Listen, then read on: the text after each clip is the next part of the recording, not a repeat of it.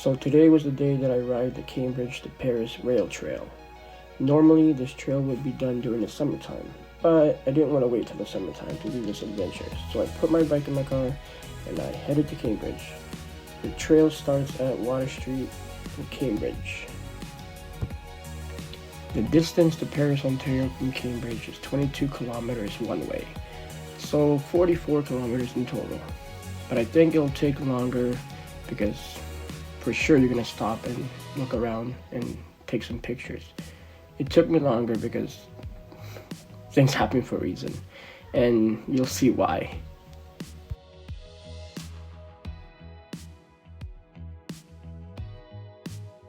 This abandoned rail line opened in 1994, repurposed as one of the first rail trails in Ontario.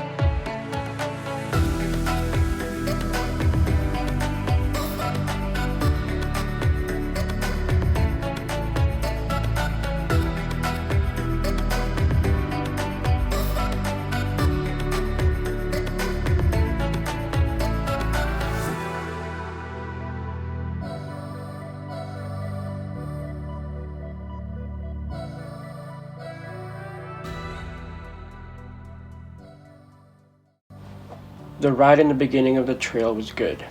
It was muddy at some parts of the trail, but it was rideable. But 2 kilometers later, this happened. For the next 3 to 5 kilometers or so, there was still snow and ice at some parts of the trail. Okay, yes, it snowed 2 days before, but I really thought all the snow would have melted after 2 days. But boy was I wrong. It was not rideable at this point. So I walked the next 5 to 6 kilometers until the halfway point at Glen Morris.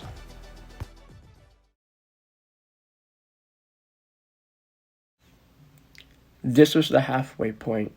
There was really nothing to see here. It's basically just a spot where people can put their kayak and canoe in the water. I did not film beyond the halfway point because it would be pointless, and I'm sure that no one wants to see me walk on the snow and ice until I got to my destination. So, I'll just forward to when I got to the town of Paris, Ontario. So where I highlighted, it says that Paris, Ontario was voted the prettiest little town in Canada. That was one reason why I did this bike ride from Cambridge to Paris, just to see if, in fact, it is the prettiest little town in Canada. It's nice and all, but I'm not sure if it's the prettiest little town in Canada. Maybe in the summertime it looks nicer, so I might have to come back in the summertime just for a second look.